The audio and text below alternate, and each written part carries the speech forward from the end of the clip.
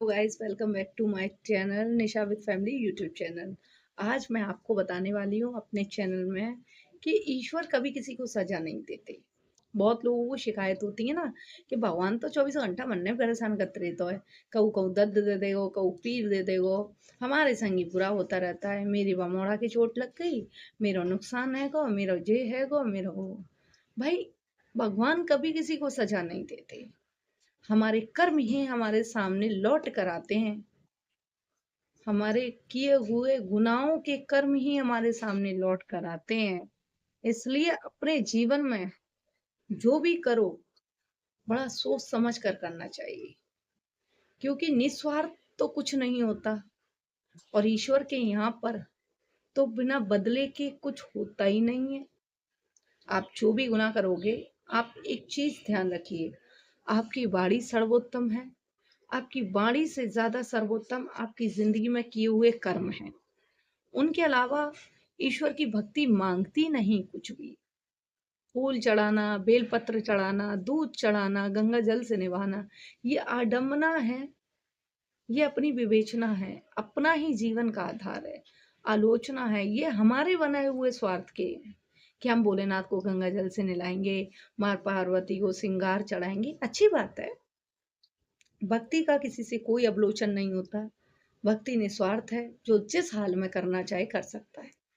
लेकिन यहाँ पर मेन परेशानी क्या है कि जब हर वक्त आप कोसते रहते हैं, हर वक्त दूसरों को गाली देंगे, किसी के लिए जलन की भावना रखेंगे, हर वक्त एक दूसरे को देख के जलेंगे, तो भगवान आपके साथ कब तक अच्छा करेंगे? सोचा है आपने कभी?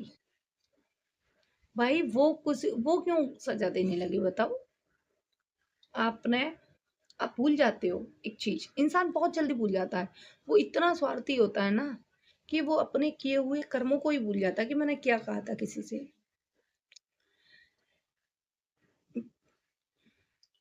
जब किसी के घर में शादी ब्याह होता है, तो उस घर का माहौल देखिए आप। मतलब किसी से कुछ मांगने भी जाओगे ना, तो उनकी जो रिश्तेदार आएंगे ना, वो इतना इतना एटीट्यूड दिखाएंगे, इतना एटीट्यूड दिखाएंगे जैसे आपके घर में तो कभी रज जगा ही नहीं हुआ।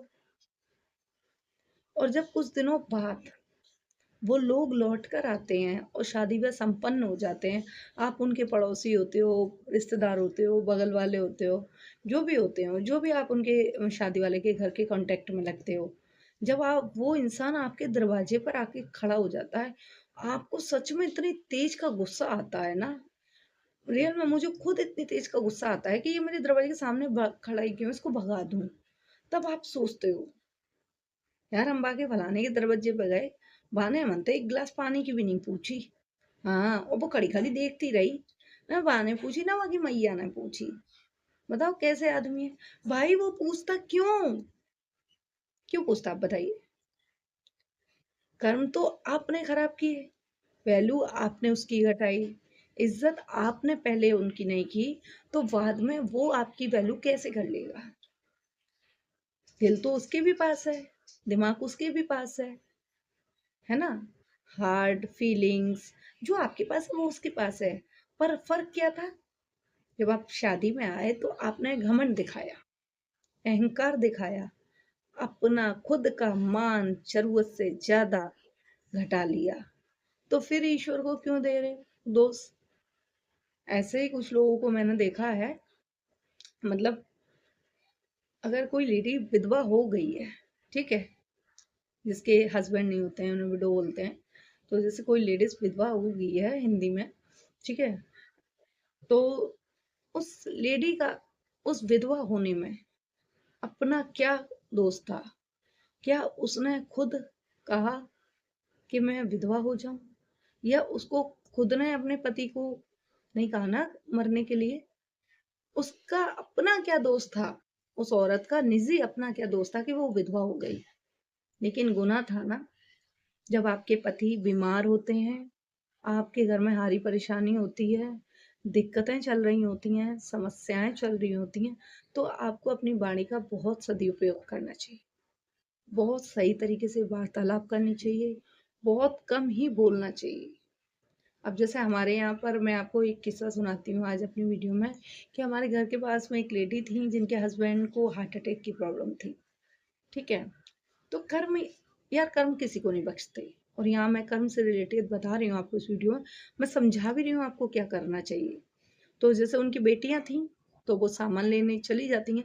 अभी दुकानदार को क्या पता, उसने एक का दिया, दो का दिया, नहीं देख पाया दुकानदार। शायद दुकानदार झूठ बोल रहा है, बेईमानी कर ली 1 रुपए की, कोई बात नहीं। लेकिन उन्होंने जो शब्द बोले वो तो ईश्वर सुन रहे हैं ना। उनको तो समझ में आता है आपने किसी, वो भी विधवा हैं जो दुकान चलाती हैं, वो भी विधवा हैं, बुजुर्ग महिला हैं, आपसे बड़ी हैं उम्र में, ओहदे में, तो आपको सम्मान करना चाहिए था। लेकिन उस लेडी ने ऐसा नहीं किया। 1 रुपए के पीछे सुबह 6 बजे की ये कहानी है, स्टोरी है। मैं आपको जो दास्तां बता रही हूँ, ये रियल स्टोरी आपको बता रही हूँ। सुबह 6 बजे की बात थी, और 1 रुपए के पीछे उस लेडी ने उस बुजुर्ग लेडीज को, दुकान वाली को बोला कि, मतलब बहुत गंदा शब्द बोला, वो मैं आपको बोल कर बताऊंगी तभी आप समझ पाओगे। कि सुबह सुबह अटका है, राण को सो मोह लेके बैठ गई है, और विधवा 1 रुपए की बेईमानी कर रही, राण नहीं तो। ये राण जो शब्द होता है ना, ये गांव में बोला जाता है, और बहुत अशुभ मानते हैं विधवाओं महिलाओं को, विधवा लेडीज को, विधवा महिलाओं को, लड़कियों को, है ना। खाली बर्तन को अशुभ माना जाता है। हिंदुस्तान में तो भाई बहुत ज्यादा परंपराएं हैं, तो वहाँ, लेकिन यार अशुभ किस बात का, उस महिला का, उस बेचारी बुजुर्ग लेडीज का, वो नाती पोतोगी हो गई, तो उनको क्या देखना है। देखना तो आपको था, जो आप इतना गलत बोली उसको। उनकी उम्र पर जाकर देखो, तो जिंदगी का आईना अपने आप दिख जाएगा। लेकिन ईश्वर ने कैसा रंग दिखाया।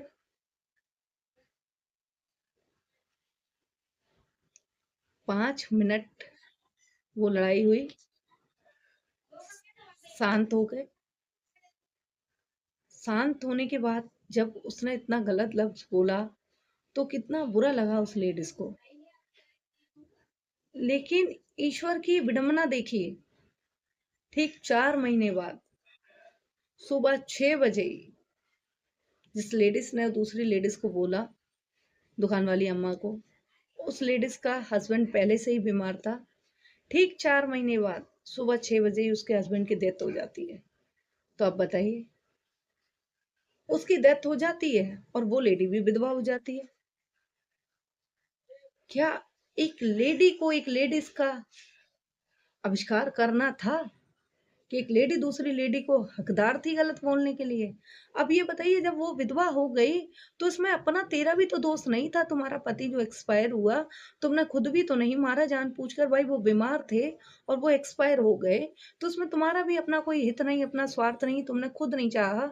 वो कोई महिला नहीं चाहेगी कि उसका सुहाग जाए, वो तो और चाहती हैं कि दिन रात, दिन दुगनी रात चौगनी तरक्की, और मेरा सुहाग अमृत की बूंद से नहाए, और 700 वर्ष तक मेरा साथ निभाए। लेकिन अब दोषी कहाँ, तुमने उनको जो गलत बोला ना, उसकी सजा थी। शायद तुम अच्छा बोलती, तो ईश्वर की भक्ति कहीं और जाके लगती, ईश्वर के न्याय की किताब में कुछ और परिणाम हो जाते, आपके पति बच सकते थे, शायद कुछ और दिन जी जाते। असली मकसद इंसान का यही होता है, असली मकसद इंसान का यही होता है भाई, कि जिंदगी में सब कुछ ईश्वर नहीं करते, कुछ भी ईश्वर नहीं करते। सिर्फ और सिर्फ हमारे कर्म होते हैं, जो हमारे सामने आके रात दिन दुगनी, 4 6 दिन, महीने, साल बाद हमें भोगने पड़ जाते हैं, और हमारे सामने वो किसी ना किसी रूप में, किसी ना हालत में प्रकट हो जाते हैं। इसलिए अपनी बॉडी का हमेशा विशेष रूप से ध्यान रखिए, सर्वोच्चम अच्छी वाणी का प्रयोग करिए, हमेशा शुद्ध बोलिए, सच्चा मन रखिए, सबके प्रति अपने दिल में, अपने हृदय में, अपने मान सम्मान रखिए, और हमेशा ईश्वर को मत कोसिए। थोड़ा बहुत अपने कर्मों पर भी ध्यान रखिए, क्योंकि बिना किए हुए, बिना लगाई हुई आग के धुआं नहीं उठता, बिना किए हुए गुनाहों की सजा नहीं मिलती। ये महादेव के कर्म नहीं, आपकी गलती की, गुनाहों की सजा होती है, कि बिना लिखे कोई आपके कर्मों को मिटा नहीं सकता। और जो कर्म मिल जाते हैं, किस्मत में लिख जाते हैं, बिना भोगे कोई आपका पीछा उनसे छुड़ा नहीं सकता। इसलिए केवल ईश्वर को दोष देने से अच्छा नहीं है, थोड़ा अपने कर्मों पर भी ध्यान दीजिए। जब भी बोलिए अच्छा बोलिए, अच्छे कर्म कीजिए, क्योंकि ज़िंदगी में सब कुछ मिल सकता है, लेकिन वक़्त बड़ा ही चक्रव्यूह की तरह घूमता है, अपनी गति से चलता है। वो कहीं न कहीं, किसी न किसी रूप में आपके कर्म आपके सामने ला के रख देता है। इसलिए हमेशा अच्छा बोलिए, सोच समझ कर बोलिए और हमेशा अपने कर्म अच्छे करते रहिए, जिससे बिगड़े तो सुधर जाए, वरना फिर गुजरे तो निपट जाए। यही है ज़िंदगी की असली दास्तां। चलिए, फिर मिलते हैं एक नई वीडियो में नए टॉपिक के साथ। नमस्ते।